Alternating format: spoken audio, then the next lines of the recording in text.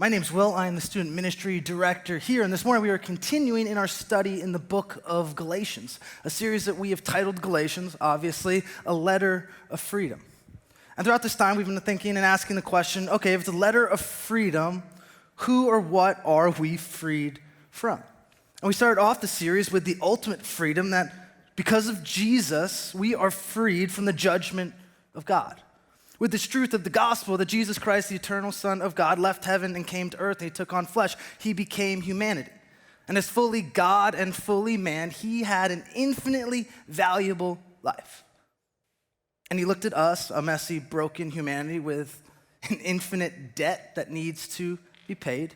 And that infinitely valuable Jesus Christ, with his life, he laid it down on the cross. And that when we come to him in faith, our infinite debt is paid for by his infinitely valuable life. So then hear this personally this morning. When we come to Jesus in faith, we are freed from the judgment of God. It's a freedom that is full. It's a freedom that has no doubt about it. It is a freedom that is eternal. So we saw that we are freed from the judgment of God. Then we came back the next week and we said, okay, we know that there's a judgment of God, but we live in a world, Will, where there's a lot of judgment from different people. And we saw that Jesus frees us from the judgment of people. And this is a freedom that doesn't just come to us and say, hey, you don't have to worry, no one's opinion matters. But it's a freedom that comes to us and says, there is an opinion that matters.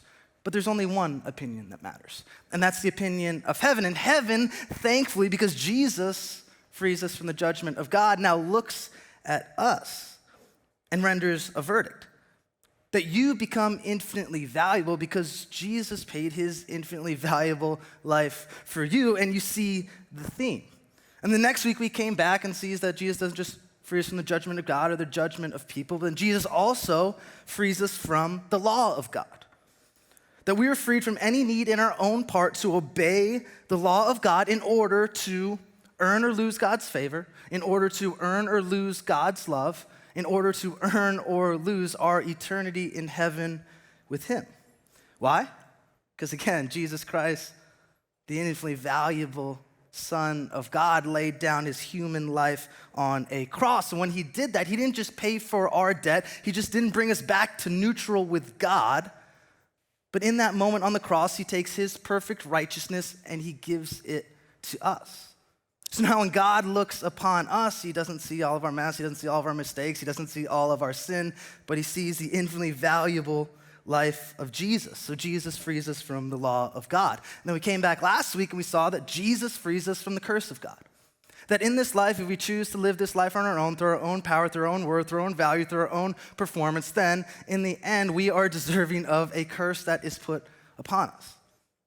But again, the theme that Jesus, the infinitely valuable Son of God, laid down his life. Jesus, in fact, became the exact curse that we deserve, and he put it upon himself.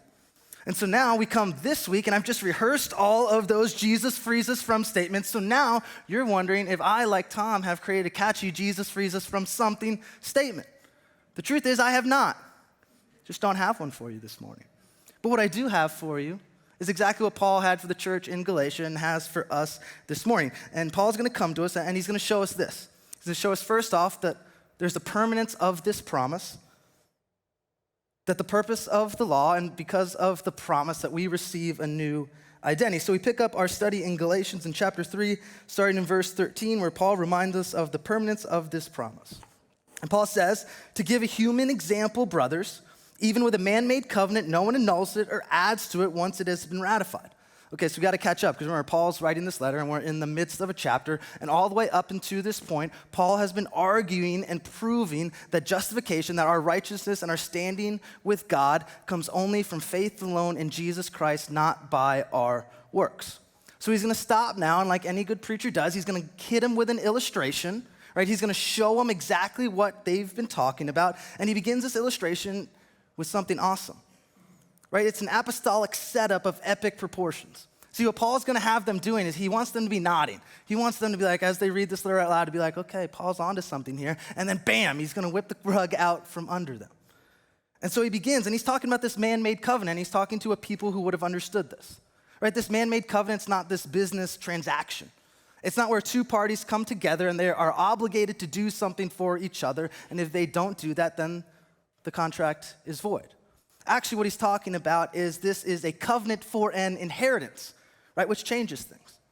Because when you start thinking about in our modern day, last will and testament, right, that is one party obligating themselves to do something for another party. It's one party saying, okay, everything I've earned, everything I have received in this earth, I am going to give it to you upon my death. It's one party bestowing an estate on someone else. And we come to this, and we're reading this much, much later in time, and we don't know exactly what law code Paul was talking about. And to be honest, that doesn't really matter, because what we see is the people who are hearing this letter originally, they understood exactly what Paul was saying.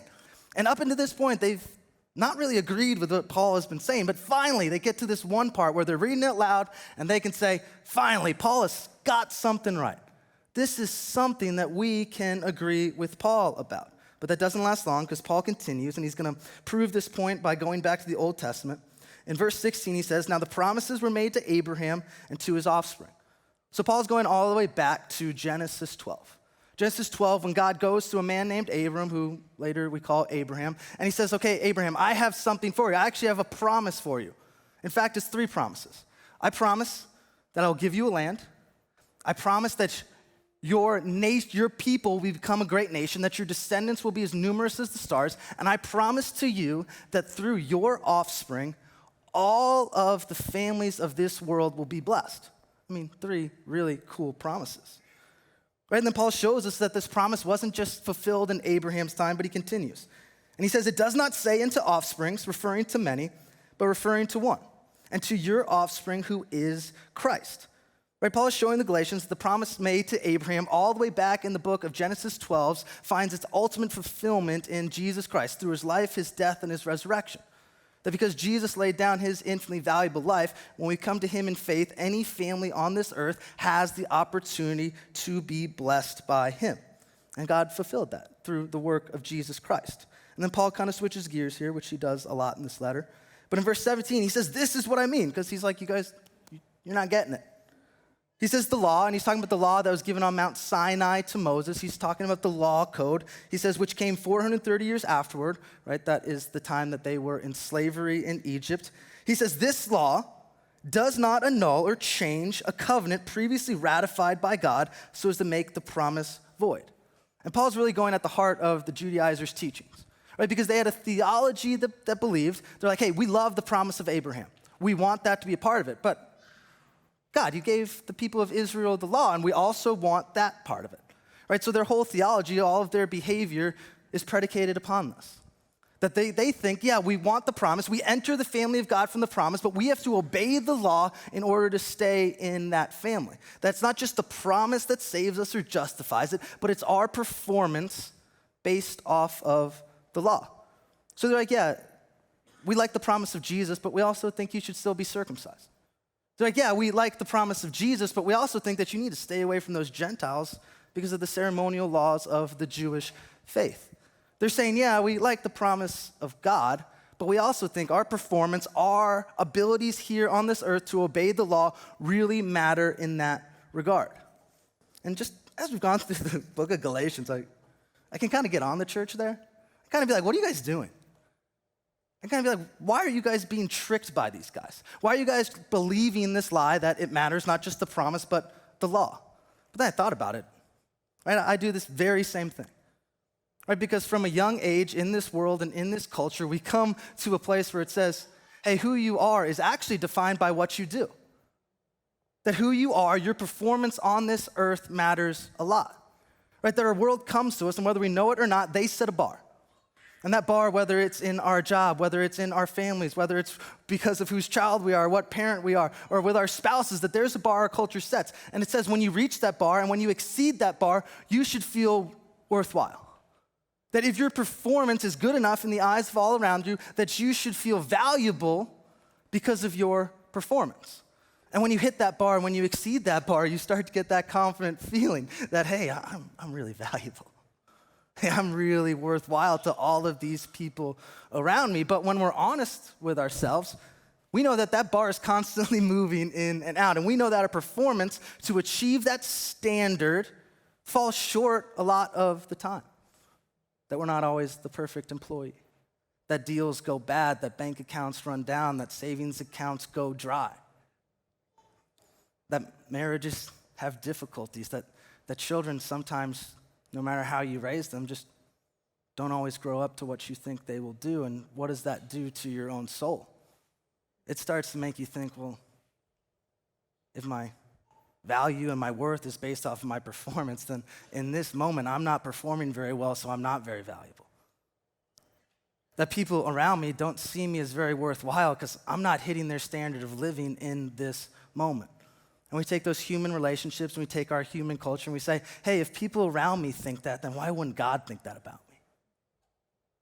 We think that, man, I need to really perform for this God. I come to this God who is holy, who's all-powerful, who's all-knowing, and I got to just fake it somehow or some way. That my standing with God can only be based off of my performance, that the love of God would run out if I start performing a little badly. If that sin just goes one step further, then God is going to say, hey, no more, Will. I want nothing to do with you. So it's easy for us to get caught up in this circle as people saying, okay, I believe the promise, but I also think that the law matters a lot. It's ingrained in us. So we're going to do a little exercise here this morning that I hope just demolishes that completely. Because the Apostle Paul takes us back to Abraham. And Abraham and his descendants, which we call the patriarchs, they're the ones who received this promise. So if we're looking at it through the eyes of the Judaizers, these guys who think it's the promise and the law, then this first family should look pretty good. That this first family should understand that their performance matters. So I'll be honest with you. We're going to go back to Genesis, and we're going to work through some of the patriarchs, and I'm going to give you the lowlights of their life. I'm going to give you just the really bad stuff. Right? You can go and read yourself on the other side. They are all wonderful people of faith that have transformational moments. But this is who the promise of God went to. And as I go through this, I want you to think, okay, if it's the promise and the law, should God have given up on this family pretty quickly? Because we start with Abraham. Abraham marries Sarah, right? And God comes to Abraham and he says, hey, leave your home, leave everything you know, and go into something that you have no idea about. Go into an area of life that you've never been, and you have to go in trust. You have to go in faith. And Abraham, in this great moment of faith, he goes. And you think, this is our guy. Abraham is exactly our guy. But at the second half of chapter 12, where this promise is made, we see there's a famine in the land. Right? And Abraham doesn't trust God. He goes down to Egypt. And Egypt, all throughout the Bible, is described as the place of death, a country of death. And when Abraham gets there, he looks at his wife, and just imagine this, and he says, Sarah, you're so beautiful. Right? You're so beautiful. In fact, I think that they will kill me to get to you. So here's what I'm going to have you do. I want you to tell everyone that you're my sister. Think about that. This is the woman whom the promise has to go through, and Abraham's saying, I'm going to let Pharaoh take you. But all I care about is if I live or die. So this is exactly what happens. Sarah is taken in the harem of Pharaoh, and that's not a good place to be. And Abraham just lets it all happen. Actually, he starts the whole thing. And God has to intervene on behalf of Abraham's trust, and he sends plagues, and Pharaoh's like, oh, I don't want to do this anymore. You can have your wife back. So everything works out great. But then time passes, and you're remembering that Abraham and Sarah, if they're going to be this great nation, that their descendants are going to be numerous as the stars, they should probably start with one child. And Sarah, late into her life, is still barren. Right? She's starting to think, hey, Abraham, I think God's forgotten us. Hey, Abraham, you know that promise that God made, it doesn't look like he's going to have the ability to fulfill that promise. So here's what I want you to do. Me, Sarah, your wife, who the promise needs to go through, instead, I want you to take my maidservant Hagar, and I think you should have a child with her. And Abraham, our stand-up guy, promise and law, says, no, I won't do that. Just kidding. He happily takes Hagar, and they have a child named Ishmael. And you think, okay, how often is this going to happen? Finally, God fulfills the promise, right? Sarah has this miraculous child named Isaac, but now there's some family friction. There's some real tension in this dysfunctional family because you have Hagar and Ishmael, who's now around 13 years old, and you have this new son of promise with Sarah. And you can imagine Sarah's feelings about this. She hates Hagar, right? She says, Abraham, I want you to get them out of our lives. I want you to take the maidservant who I started all of this and gave to you, and I want you to take the son that you have with her, and I want you to kick them out of our lives. And Abraham does this. And Abraham's a man of great wealth. He has the ability to set these people up for the rest of their lives. But Abraham, our stand-up guy, sends the woman he impregnated and his son Ishmael, and he gives them a loaf of bread and one skin of wine, and he sends them off in the desert wilderness. And Hagar gets to a point when she says, Ishmael, I need you to go over there. Right? Because she says to herself, I can't watch my son die in front of my eyes. And God again intervenes in the life of Abraham. He saves Hagar. So we look at Abraham and Sarah and we think, man, promise and law is not looking so good right now. Maybe the next generation will be the ones that do it, right? Because this is Isaac. This is the son of promise. Isaac marries Rebekah, and let's see how he fares. Right? There's a famine in the land, and he doesn't do what his father does. He stays in the land. But just like his father, the king of the Philistines, Abimelech, enters into his life. And again, he goes, hey, Rebekah, you're really beautiful. I'm going to need you to tell Abimelech that you're my sister. And you're thinking, what? Did your dad not talk to you about anything at all? Because here again, we find ourselves in the same spot, saying, oh, we need Rebekah to continue the line so descendants can continue to come from this line. And yet we see Isaac say, I don't think so. But again, God intervenes. Because Abimelech sees them flirting through a window, and he's like, that's weird. Because they're married. And he's like, take your wife and get out of here. All right, so Isaac and Rebekah have two sons, Esau and Jacob. All right, there's a prophecy at this time that the youngest, Jacob, would actually be served by Esau, which doesn't make sense in that culture because the oldest should get everything. But here's this, again, dysfunctional family. We have a father who loves Esau above everything else. He loves him, and this is kind of convenient, that he's a good hunter and he likes the meat and the food that he can make. So that's as far as that father's love goes for his son. But then Rebekah on the other side loves Jacob. Right? And she understands that, hey, this promise has to go through Jacob because God told me it's going to happen. And again, in this dysfunctional family, it comes time for Isaac to pass off the blessing, which is a huge deal to Esau. And he says, Esau, before I do this, I want you to go out into the land. I want you to hunt. I want you to gather. I want you to come back and make me a meal. Well, Isaac's wife, Rebekah, who they should have some sort of trust, but we see has none at all, calls Jacob over and says, hey, Jacob, your dad's about to give the promise that I think you deserve to your brother. So here's what we're going to do. I'm going to make your dad a great meal. I'm going to make him everything he loves, and we're going to dress you up like your brother. Here's the problem. Esau was described as a really, really hairy man. So what they do is they take the fur of a goat and they attach it to Isaac and they give him Esau's clothes, right? They're deceiving their very own father. They're dressing up in order to trick him, and they send him in. And Jacob steals the blessing from his brother through deceit. And we see this guy named Jacob, whose name actually means to deceive, right? It kind of is a clue into this story. But we see him throughout his whole life deceiving everyone. He deceives his brother so much that Esau hates him and he has to run. He deceives his uncle Laban so often that, again, he has to run. And this guy just time after time is just breaking down relationships. Right, and then we see Jacob. He moves on and he gets married, and this is where his deception comes back to get him. So Jacob sees this beautiful woman named Rachel. He just loves this woman. Right, and on his wedding night, he goes to, Rachel's father and is like, I want to marry Rachel. And he's like, cool, let's make this happen.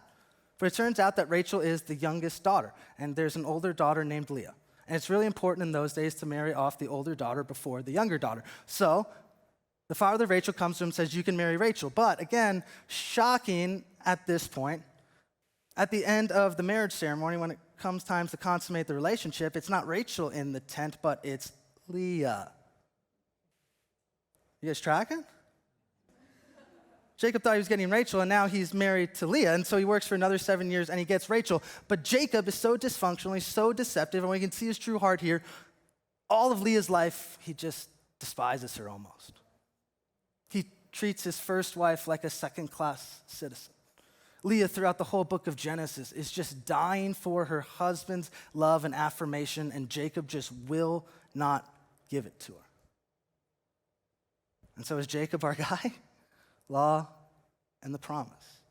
Right? And then we think, okay, if it's not Abraham, and it's not Isaac, and it's not Jacob, maybe it's the 12 sons of Jacob, right? These guys are going to be the 12 tribes of Israel. These guys are a big deal.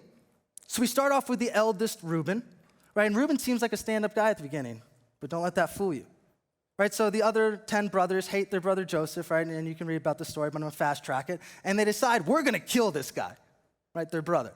They hate him. They're going to kill their very own brother. But Reuben has kind of got himself in a bad situation with Dad.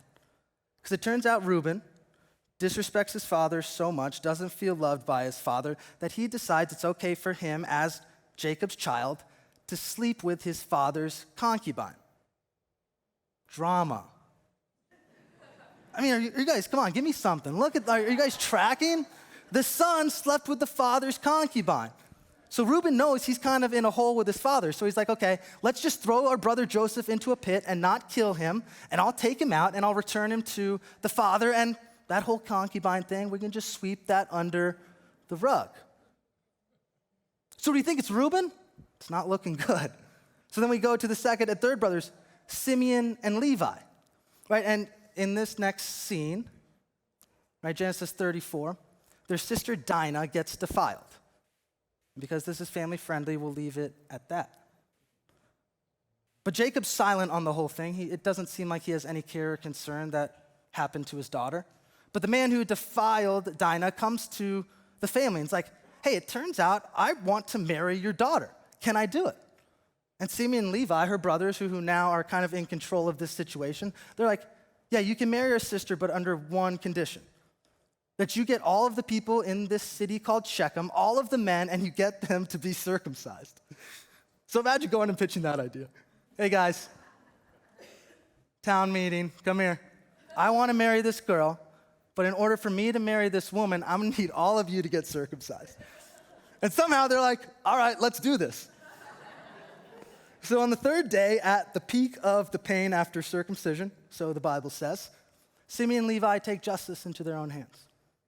Simeon and Levi, the men who are from the promise of God, the men who come from the line of Abraham, they decide that because of what this town did to their sister, that on the third day after the full pain of circumcision is in full effect, they go and they slaughter every single man in that town. That Simeon and Levi shed the blood of every single person in that town, thinking that's what justice looks like. And you think, God, why? Why are these people your people of promise? Because if we're looking at their behavior, if we're putting them up against this law, it doesn't look like you should do this. It looks like at this generation, you just say, okay, it's time to annul the covenant I made. It's time to pick a new family. It's time for a mulligan. But we see is God doesn't do that. 2 more sons. We come to Judah. Right? Judah will be where Jesus' line comes from. Judah, right? Jesus is described as the Lion of Judah. So this guy has to finally be the one. Well, it turns out Judah has 2 sons who are so wicked, God just smites them off the face of the earth. Think about that. This is the first time in the Bible, right? We saw the flood, we saw Sodom and Gomorrah, but this is the first time God looked at one individual and said, you're too wicked to even be on this earth. Then he looked at the next one, you're too wicked to be on this earth. And it just happened, those 2 people were the sons of Judah. It keeps going. Judah has a daughter-in-law named Tamar.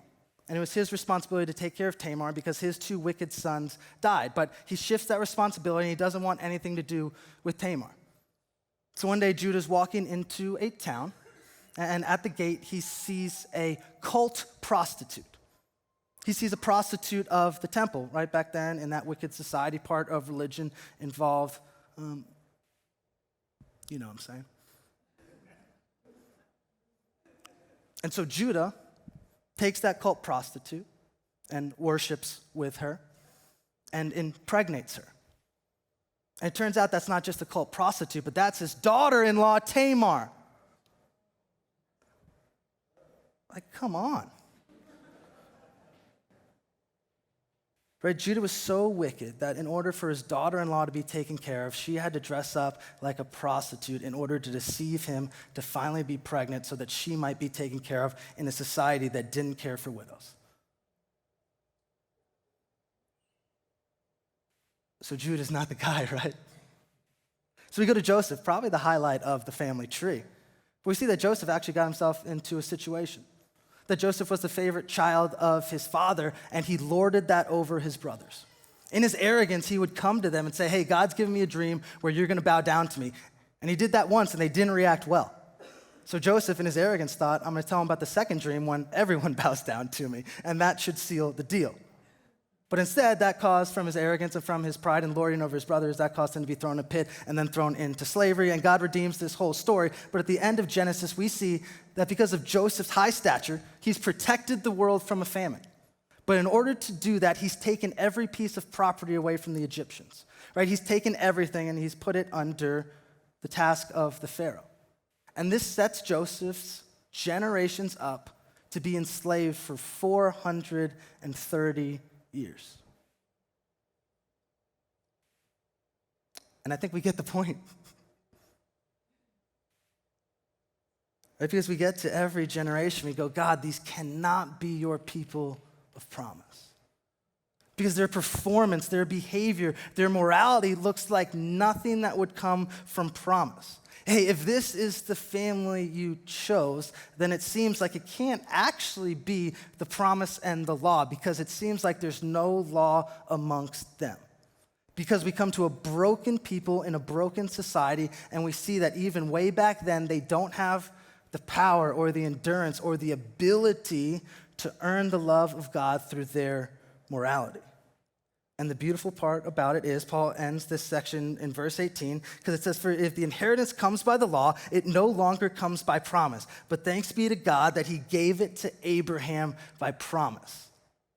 I mean, Paul's making it clear in this moment to the Judaizers, to the Galatians, and to us that his promise stands. That it's not promise plus something else. It's not promise plus your behavior. It's not promise plus your ability to keep the law. That the loving nature of God comes to you and says, I'm going to fulfill this promise even when you're messy, even when you're broken, even when there's not a moral bone in your body. And now you can imagine, because this letter is being read out loud, Paul imagines this and just handles it himself. Right? He imagines that the Judaizers in this moment have to be screaming at the top of their lungs, so why then the law? Why did you give us the law at all? What's the purpose of it? If it's not the thing that we are saved by, then why does the law matter at all? And Paul says the law was added because of transgressions. The law was added because of sin. The law was added because of all of our mistakes, because of all of our blunders, because of everything that we have done. And the law was added because of sin until the offspring, who is Jesus Christ, should come, to whom the promise had been made, and it was put in place through angels by an intermediary. Now, an intermediary implies more than one, but God is one. We see what Paul's getting at here. Paul's showing us the actual purpose of the law, and he continues answering questions that he just assumes that they're giving, which is probably exactly right. Because in verse 21, he says, is the law then contrary to the promises of God? Because it really seems like we're pitting the promises of God and the law up against one another. It seems like they're not beneficial for each other, but they're actually against each other. That you can have the promise over here or the law over here. But Paul says to us, certainly not. For if the law had been given that could give life, then righteousness would indeed be by the law. But the scripture imprisoned everything under sin, so that the promise by faith in Jesus Christ might be given to those who believe.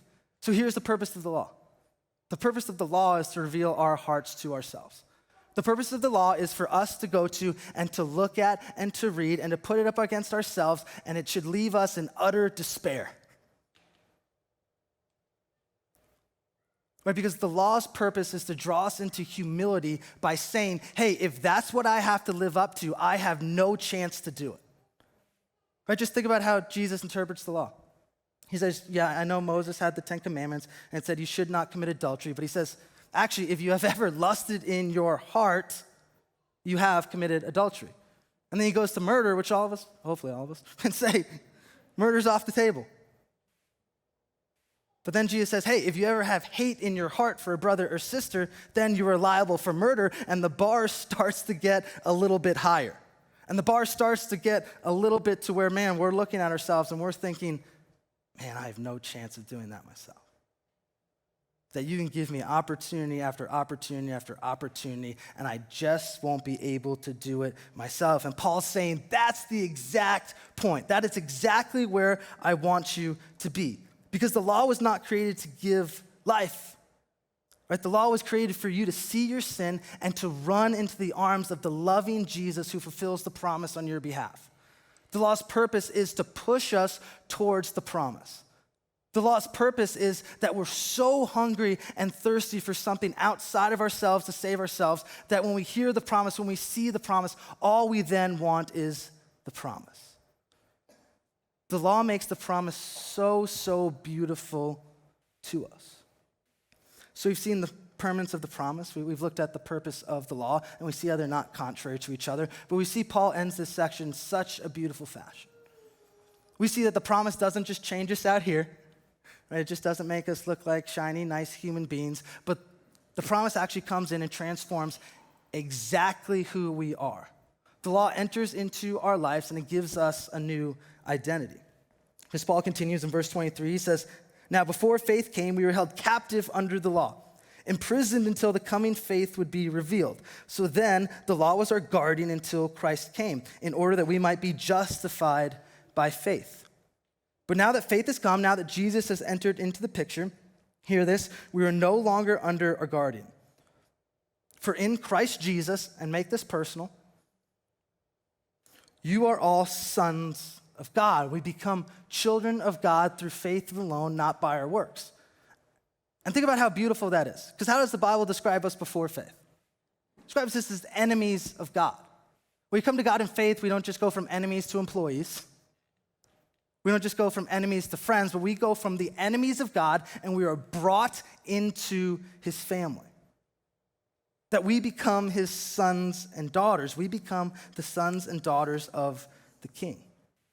And Paul continues in verse 27, he says, "For as many of you as were baptized into Christ have put on Christ." And hear how they would have heard this. He says, "There's neither Jew nor Greek, there is neither slave nor free, there is no male and female, for you are all one in Christ Jesus." Think about how opposite those identities were in that time. Right? If you're a Jew, you want nothing to do with the Gentiles. Right? They are outside the family of God.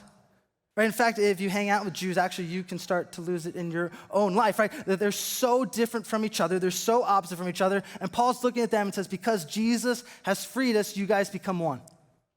Right? No longer do you identify as a Jew. No longer do you identify as a Greek Gentile. You are now sons and daughters of God. You are now in the kingdom of God together.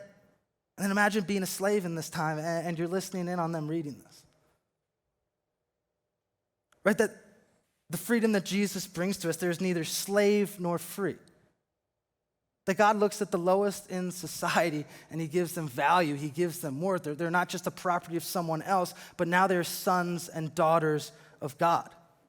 And then you think there is no male and female. Think about the life of a woman back then. Your only value was because you were married. Your only value was how many children you could produce, that if you lost those two things, that you would not be very valuable in society's eyes. And now Jesus, because he freed them from that, looks at a man, looks at a woman, says, hey, no longer. You are all valuable. You are all equal. You are all beautiful in the eyes of God. And just think about all the identities we throw into ourselves. Right, all of those things that culture comes to us and promises that'll give us the world. Right, promises that we'll find value, that we'll find worth, that we'll find true abundant life. And we put on those hats and we just find out that it's not all it's cracked up to be. We find out either the hard way or the easy way, either quickly or in a long manner, that those identities can't fulfill us, that Jesus Christ freed us from chasing after our worth and our value and all of those identities we cling to. And he says, no longer are you all of those things, but you are a child of God. And Paul ends beautifully when he says, and if you are Christ, then you are Abraham's offspring, heirs according to the promise. As we wrap up, I guess there is a Jesus frees us statement we have today. And I think today, from this text, I think Jesus frees us from wondering. Jesus frees us from wondering if the promise will one day just vanish. Jesus frees us from wondering if that one day, will one sin take me too far and God will just boot me out of the family. Jesus frees me from wondering who I really am because he comes to me and he tells me exactly who I am. Jesus frees me from wondering, hey, am I good enough? Because he tells me I'm not, and he says, but he is good enough for me.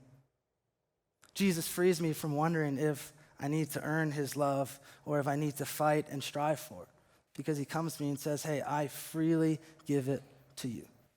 Jesus frees me from wondering if all of this debt, all of this sin, all of this brokenness in me is what defines me. Because he says, I gave up my infinitely valuable life so that you can be freed from the guilt, that you can be freed from the shame, and you can be unified in my family. So Jesus frees us from wondering this morning. So 3 questions and we're out. 1, are you trusting the promise or your performance? 2, are you using the law in its beautiful form to push you into the arms of Jesus? That you're no longer afraid of the law because of what it will say about you, but you love the law because it pushes you towards Christ, your Savior. 3, are you living in the freedom of your new identity? Right, that right now, in faith in Jesus, you're no longer all those opinions of everyone else. You're no longer all those identities that you self-proclaim. You're no longer any of those things, but your identity is that you are a loved and forgiven child of God. That you wake up tomorrow and you're not defined by your mistakes. You're defined by what Jesus has done for you. You wake up tomorrow and the worst thing that leaves you still with shame to this day, you can push away because you are a son or a daughter of a holy God. And we always want to remind you at the end of the service that there's people down here to pray. And just a personal confession about prayer to help illustrate this. Yesterday, in ironic timing, I was writing this sermon, and I was really struggling with it. Right, I'm writing this sermon where I'm going to get up in front of a bunch of people, and I'm going to say, hey, cling to the promise, not your performance. And I was under a wave of anxiety because all I could think about was my performance. And all day yesterday, I thought, man, tomorrow's really going to stink. I did. I was like, this one's just whatever. And so you want to know what I needed in that moment? I knew that Beth and part of her prayer team meets on Saturdays at 2 p.m. I needed to go to those people, and I needed them to pray the promises over me. Because in that moment, no matter how many times I said it, I was just consumed by performance. I was consumed by all of your guys' opinions. I was just consumed by it all. And I couldn't figure it out myself. So today, take it from me. You're not going to figure it out yourself. Right? So feel free to come down and have someone pray over you. The little things, the big things, all of those things you still wonder. Right? Because God wants to meet you in that place. Right? So in that same vein, let me pray.